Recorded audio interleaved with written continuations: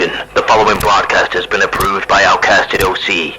Viewer discretion is advised. Incoming transmission in 5, 4, 3, 2, 1. What's up guys, Mugenross here giving you this week's Smackdown review, and it was, to say the least, an electrifying Smackdown. So let's just get into what we can talk about. We open with true Hollywood rock is back with electrifying effects and everything. His old song is back and it was great. He talked about his Tennessee starting up, how he used to be on Channel 5, the old name he went by and everything, and the crowd just loved him and was so happy to see him back. The rock concert got returned as well, so he made a song about Cody and Seth and what was going to happen to them at Mania, called Seth the living embodiment of cringe. Talked about how Cody finally got some balls and slapped Rock, and how was he going to respond to The Rock making his biggest moment. He would cry about it. He then also brings up Cody's mom and says Mama Rhodes, but also accidentally said Mama Reigns at one point, and he said he was going to whoop Cody with the belt, which then turned into whoop that Trick chant. So Trick is also super over in Tennessee and for SmackDown apparently, which is crazy. Yeah, we get into kind of the back and forth. The Rock shows kind of like his waist belt he is going to bring out if it becomes Bloodline Rules, and says he's going to pass it across covered in Cody's blood to Mama Rhodes, and goes, what can I say except you're welcome. I thought he played heel very great, and he also still played to the crowd loving him. So it was good. It was a lot of fun. We got Las Fantasma vs LWO tag team qualifying match to go to WrestleMania of this ladder match. I wasn't thrilled about this. This feud keeps going back and forth now, and I felt like it ended kind of with that street fight and that full circle of Ray returning. It just needs to be Ray and Santo going against each other. But either way, match was really good. I loved a lot of what Angel and Berto did to lead up into the match, and then it was kind of like this heroes story of Cruz and Joaquin Wilde doing absolute incredible stuff in the ring, really getting the momentum. Feel like it was going to go into their favour just to get kind of snuffed out of it.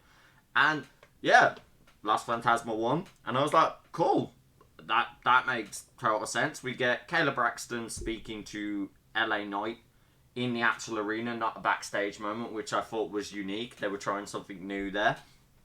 Kayla just asked a quick question of how's your search for AJ been, and that turned into basically LA Knight asking Kayla, do you mind? I just need to cook for a few minutes, and just kind of rips into AJ. Calls him out saying, oh, you can fly all the way to Australia but you can't make it to Tennessee. Cool, I'll call you out in the best place where to do it, at Mania, me versus you. I thought this was awesome, really good build up, and then out of nowhere we see AJ Styles with a chair hit LA Knight, knocking him down to the ground, unfolds the chair, places it on top of LA Knight's neck, and sits down on the chair, stares him in the face with the mic and goes, I accept. So we get AJ Styles vs LA Knight at WrestleMania. I felt like this match was going to happen, but I loved seeing that moment. There were some really cool, like, little jabs as well. Called him like, oh, you know, LA Knight was like, oh, AJ keeps throwing these empty threats like Napoleon Styles. I thought that was hilarious. Called him like the biggest mark as well.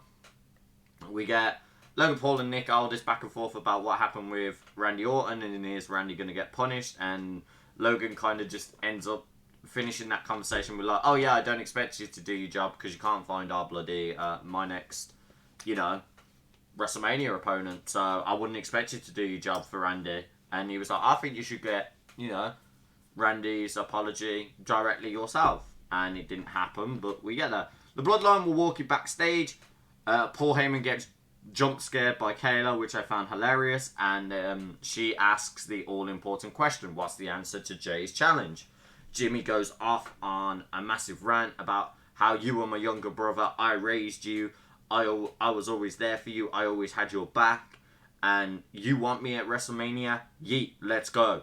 So they go and have that fight confirmed as well, and he looked genuinely furious into the camera, and it was weird because the yeet made its sense. Like, obviously, we've had this yeet and no yeet between Jimmy and Jay, but that type of yeet was, nah, let's actually do this. I'm going to absolutely ruin you energy. And I still feel like Jay will come out on top, but I love this feud. I think this was what we kind of all really wanted at some point from the bloodline. We get Randy Orton versus Grayson Waller, which, end of the day, they're both great wrestlers, but we've seen this match several times on SmackDown for the past few weeks. Very, very bored of it. Get very, very tired because 1 week it's Austin Theory, 1 week it's Grayson Waller. It's like, actually put them in other tag matches. Stop putting them one or the other goes against the one guy when they start feuding. But yeah, Logan comes out and goes to watch the match. We get a lot of back and forth trying to hit the commentary desk, and then people do hit in the commentary desk. I think one of the really cool ones was Grayson Waller doing it, because he made Randy hit face first, and that was a unique way of doing it. Randy still got the win, did vintage Orton to both Waller and Austin Theory, and then hit the RKO when Waller tried to counter after the second vintage Orton. They jump him after, which we saw coming. Logan was winding up to go hit Randy in the face. KO comes out, saves them. Problem being with that is Randy thought KO was one of the guys, goes to hit the RKO, realizes, and they're like, whoa, sorry. Austin then tries to sucker punch Kevin Owens. Kevin Owens hits the stunner. Austin Theory bounces like he's flown to the moon from this stunner. Enough for Randy Orton to go, oh yeah, he's in the air. Cool. RKO carried it on. Imagine taking both a stunner and RKO. Like, more power to Austin for agreeing, yeah, that's a spot we should do. And just to make matters worse, as Logan Paul's running away and leaving so he doesn't get jumped, Nick Aldis comes out and he's like, just carrying on from the meeting. Did you get the apology from Randy? I thought not. But also, your Mania match, I've determined your opponent. Oh no, sorry, I misspoke. Opponents. You'll be wrestling against Kevin Owens and Randy Orton. And I loved that. I thought that was an incredible way of getting both guys to do what they need to, be the way they are, and have that match. I think we need to kind of establish what the US title means now again, because it's been kind of hit and miss with Logan Paul. Like, Logan Paul has took it around with him, but it doesn't come across like it's being defended enough, and I think that's a great way to re-establish its defenses with two major names going against Logan Paul.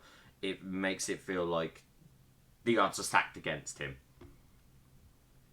We then have the very interesting Dakota Kai backstage with all the Damage Control stating, you know, she's not sorry. I know Bayley's watching, so she's going to say this real quick.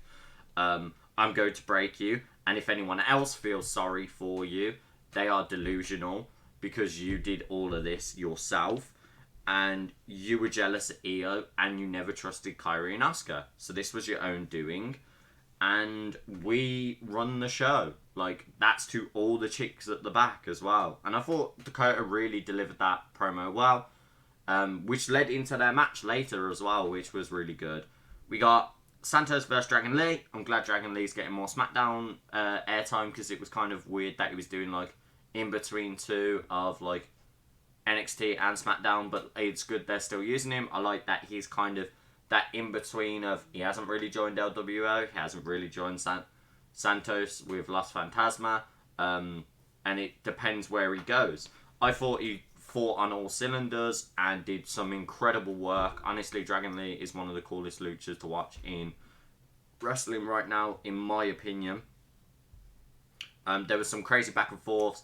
They did an awesome powerbomb where he looked like he was about to slip Santos, and then he just re-secures it and slams.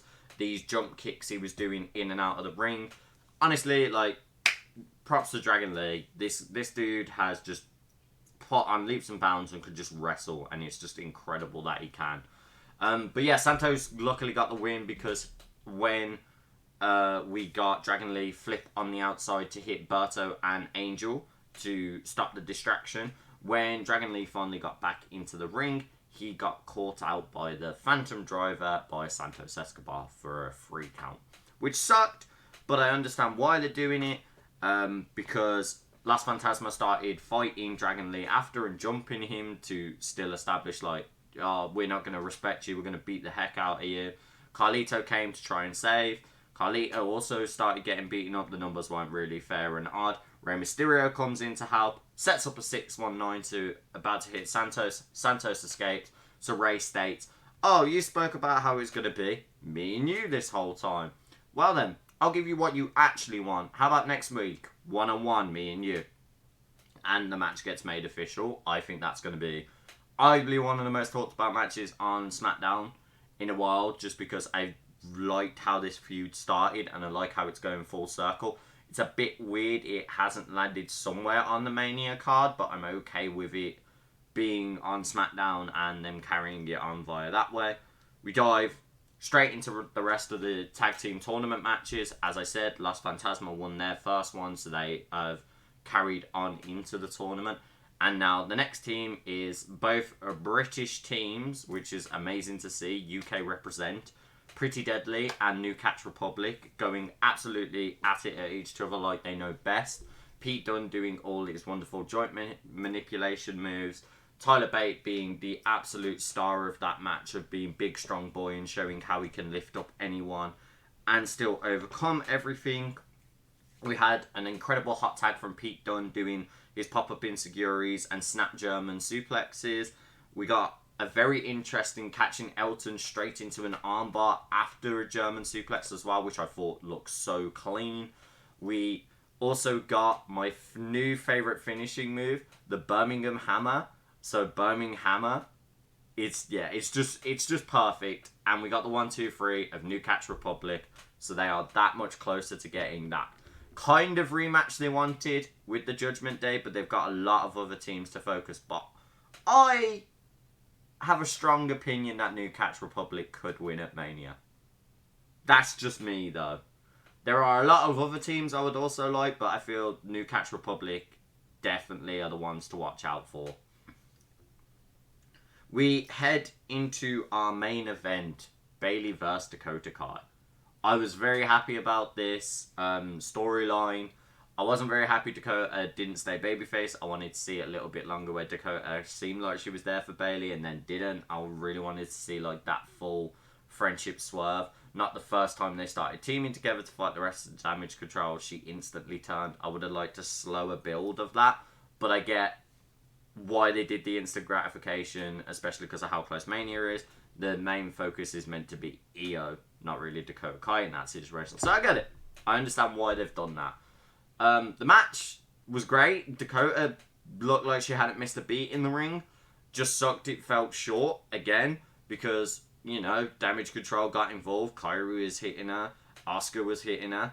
Bayley did incredible. Caught Dakota when Dakota went to do the running knees.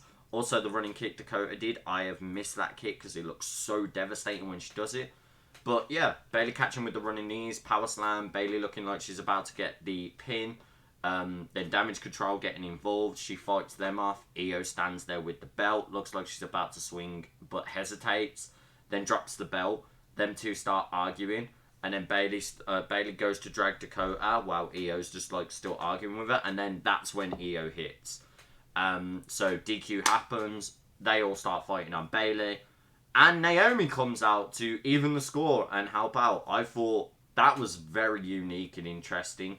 Naomi coming out and helping looked awesome. She hit some incredible moves. That spike on Kairi looked absolutely insane. And yeah, the crowd spoke very much how I felt. Is Bianca gonna come and help Bayley? And, you know, her girl Naomi? Because she was a bit like, I don't trust Bayley. You shouldn't help her out. You shouldn't feel bad for her. She did all of this. And Naomi's like, yeah, but I've been in that position. So Naomi coming and do it was awesome. But yeah, Io still got the hit on both Bayley and Naomi. And the show finishes with Damage Control standing strong. Some keynotes I'd like to make. The Rock having his song back was really cool. Damage Control having their song changed to now Io Sky is singing it, and it's more Japanese-based lyrics, I thought was very unique and seen.